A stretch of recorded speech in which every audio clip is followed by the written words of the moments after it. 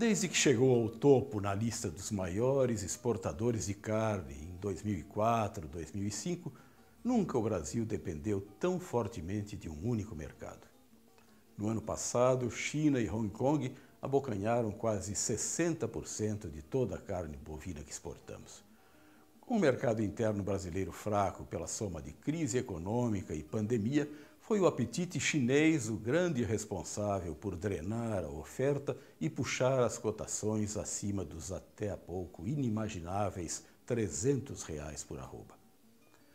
Da mesma forma, o chamado boi China, machos e fêmeas de até 30 meses, disparou como o produto mais procurado pelos frigoríficos, rendendo ágil e estimulando a intensificação.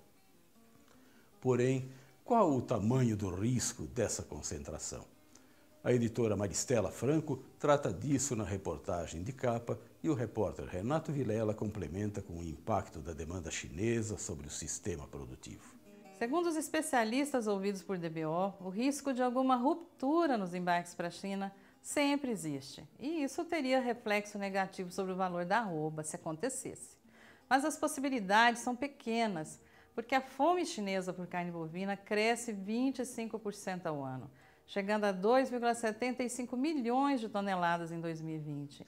E deverá continuar aumentando devido ao crescimento populacional e ao rápido processo de urbanização do país. Hoje, 60% dos chineses moram em cidades e seus hábitos alimentares têm mudado muito, incluindo mais carne bovina no prato. Em função desse enorme potencial de consumo de carne bovina, não se prevê queda drástica nas importações, apenas ajustes, o que é uma boa notícia para o produtor brasileiro. A concentração atual também não parece assustar os frigoríficos, que já estão ampliando as vendas para outros países da Ásia.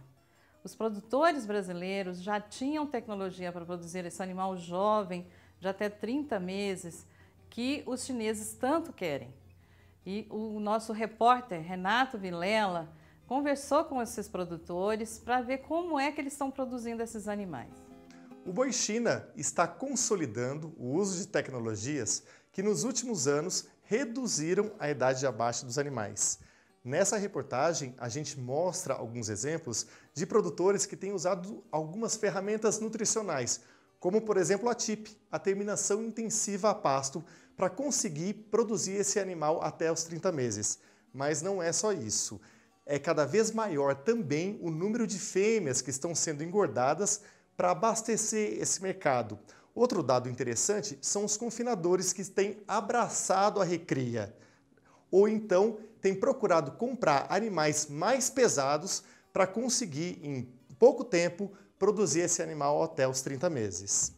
Você confere tudo isso e muito mais na reportagem de capa da revista DBO. Seguindo a tendência do crescimento das exportações, um reforço importante a caminho é a esperada certificação do Rio Grande do Sul, Paraná, Acre e Rondônia como áreas livres de aftosa sem vacinação.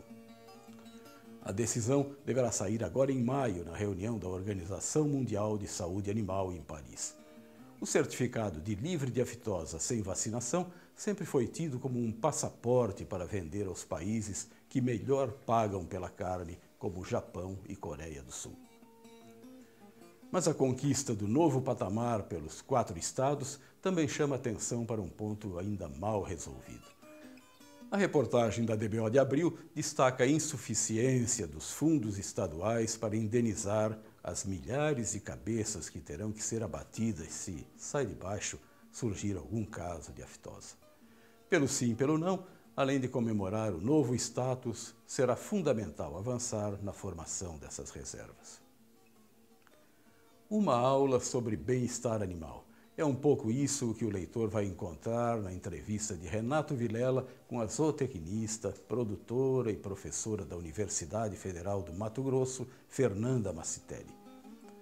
Autoridade respeitada na área, Fernanda lembra que quando o bem-estar começou a entrar em pauta há uns 20 anos, ele praticamente foi entendido apenas como o melhor manejo dos animais no curral. E a verdade é que o bem-estar vai do nascimento ao abate com atenção a todas as etapas. Mas, segundo ela, Hoje, com os resultados econômicos que o bem-estar proporciona, está bem mais fácil convencer produtores a adotarem as novas práticas. Agora, em resumo, outros destaques da edição. Na seção Cadeia em Pauta, os avanços da Marfrig para monitorar e integrar todos os fornecedores indiretos em situação irregular e também as ações da JBS na mesma linha, com base na entrevista com o diretor de relacionamento com os pecuaristas, Fábio Dias. Na seção de pastagens, Adilson Aguiar trata dos métodos de manejo e controle de plantas infestantes dos pastos e Wagner Pires lista ações que o produtor deve tomar para prevenir a erosão. Da fazenda do grupo LGG, na vizinhança de Campo Grande, Mato Grosso do Sul, vem o exemplo de um sistema de integração que vai se ajustando ano a ano. Reportagem de Ariosto Mesquita mostra como o modelo adotado há 4 anos vem contribuindo para melhorar a rentabilidade. No centro-oeste de Minas, o confinador Leonardo Rodrigues Lopes vai testando e aprovando o confinamento coberto. E nem precisou investir na construção da estrutura coberta, graças ao aluguel de um galpão do vizinho que estava deixando a pecuária leiteira. Onde cabiam 240 vacas, está engordando mais de 400 bois. Quem planeja, erra menos. Este é o título do artigo de Paulo Eugênio Carvalho Câmara, da Reagro Consultoria. Paulo lista as etapas básicas do planejamento e apresenta um caso prático em pecuária de corte que facilita a compreensão.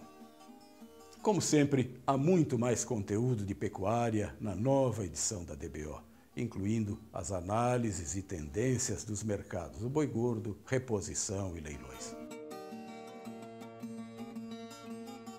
Aproveite sua DBO. Se sua assinatura venceu ou ainda não é assinante, entre agora mesmo na loja do portal e garanta sua assinatura da revista impressa e digital ou só digital. Obrigado e até a próxima.